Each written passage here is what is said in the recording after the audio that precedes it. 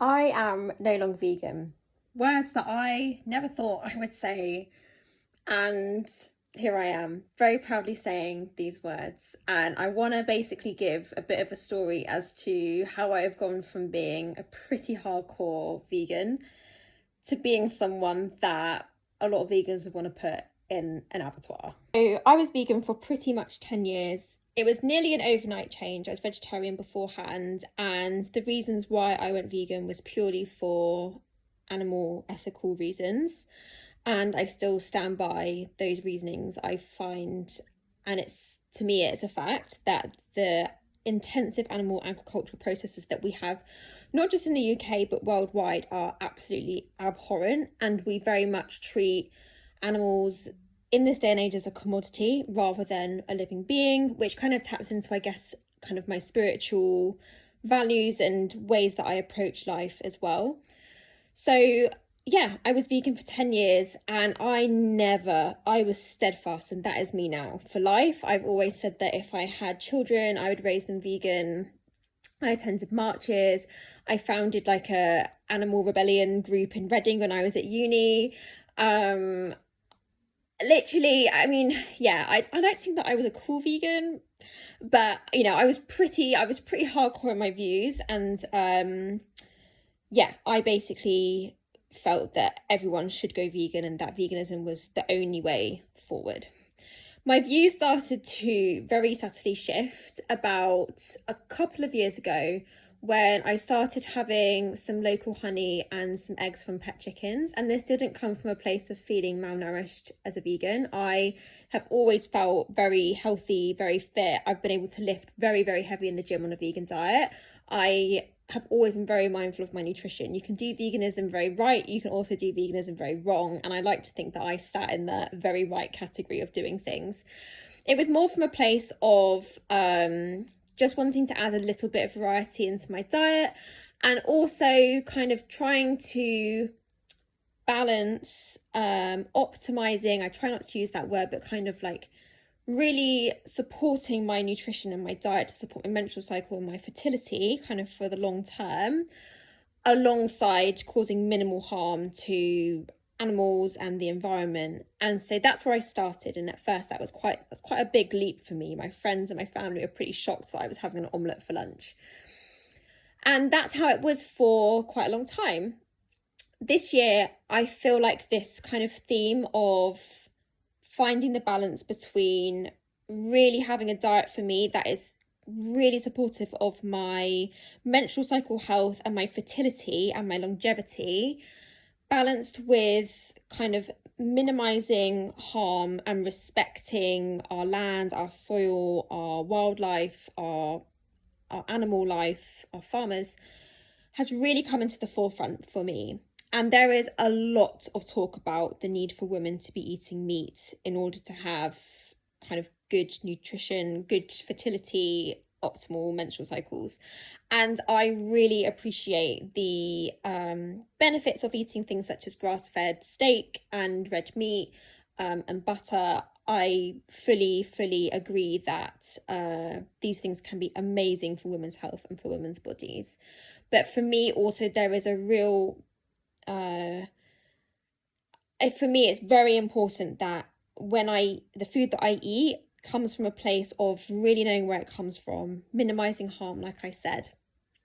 And basically this big kind of ethical, moral dilemma that I've had in my head for a while led to me starting to try some wild salmon. And the first time I had it, I cried, not because I felt like I was an awful human being and I'd done something horrific. I didn't feel that at all. It was more of an identity crisis that I was having over some like wild caught salmon, and just this identity that I had built about myself of being a vegan suddenly kind of crushed, because I still saw myself as some sort of vegan when I was eating eggs and honey, because I felt like my heart, like there was this such zero harm in what I was doing, whereas this was obviously causing harm to a life, which felt very contradictory. Since then, I have tried little bits of salmon here and there, and I've enjoyed it. And I really feel like it is very supportive of my health. I don't feel any radical differences, but I do feel as though my body is probably, kind of thankful for some salmon. Not that it's needed it all these years, but it's high in omega-3s, in healthy fats. It's definitely not a bad thing. And I feel like it's done more good than harm, let's say, to my body, and supported probably my cycles and my kind of the quality of my periods. And I guess where I see my diet going, where I see nutrition going, and this is where I see collectively, ideally, where I would love to see humanity go with nutrition, is reconnecting back to sourcing our food from the UK, sourcing it seasonally, sourcing it locally. And I know that when I'm saying all of these things, it's expensive, and I'm not, when I'm saying this messaging, it's to people who can access this.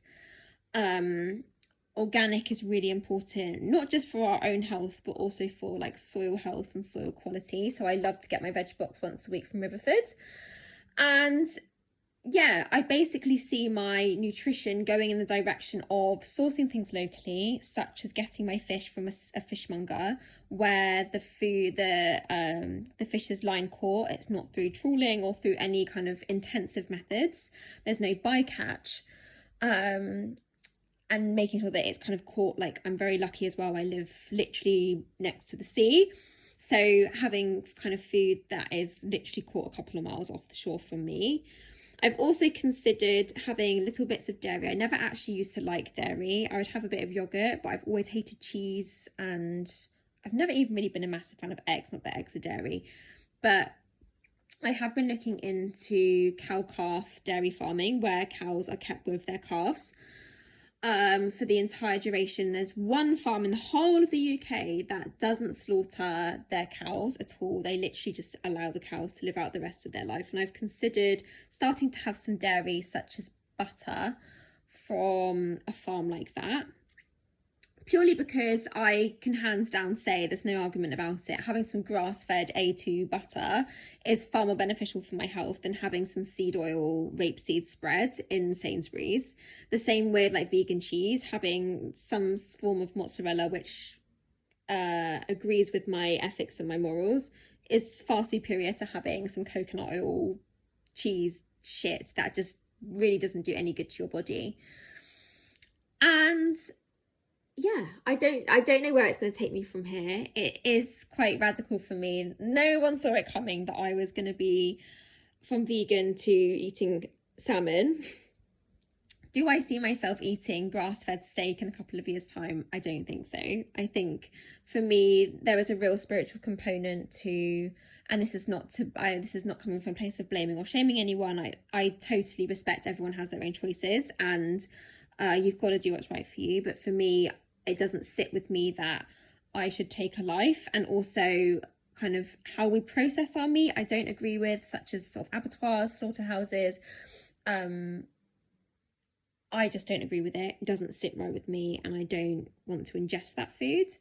But I do see my nutrition, my diet going in a place of eating more seasonally, eating more locally, that including animal-based products, which it already does. And that is how I really would love the world to eat, basically, is eating from the land, and that can include meat as well, for the people that choose to. And for us just to, rather than going into a supermarket, buying some 2-for-1, like pork chops or whatever it is, and never taking a moment to consider where that came from and the impact that had on a life, on the planet, etc., it would be amazing if we could go back to our roots of having a real deep connection with everything that we put in our mouths. And we've lost that as a society, and that's not an individual kind of blaming thing. That is literally how our society is, such a fast-paced society. But there's not time to give respect to the food that we put in our mouths. We're literally got 20 minutes to eat our lunch before we're back in a meeting. So yeah, the purpose of this video really is to just give a bit of an overview of my journey from being a vegan to not being a vegan. It definitely is something, it's quite a big thing at the moment. I've seen lots of people shift away from veganism. A lot of people have gone straight to carnivore. They've gone like the other end of the spectrum, and I haven't done that myself, but I do see a shift, a real positive shift for me, which allows for a little bit more, I guess, nuance in what I eat and how I choose to eat without it being so black and white. And it feels really good for me, and it also feels very liberating. So if you are vegan or transitioning or eat meat and never been vegan, I hope something from this video resonates with you. It's definitely not a video telling vegans to not be vegan or telling someone that eats meat from a supermarket to not eat meat from a supermarket. It's more of just my own personal journey, and everyone's journey is very unique, and food is a very divisive but also important topic. We all have different cultures, different backgrounds, different upbringings, and food is it brings a lot of people a lot of happiness, including myself, and I would never ever want to deprive someone of that happiness and that joy of being able to eat freely. So if it resonates, if you enjoyed watching, please do hit the subscribe button. I'd be really grateful, and I hope to have you along on another video soon. Lots of love.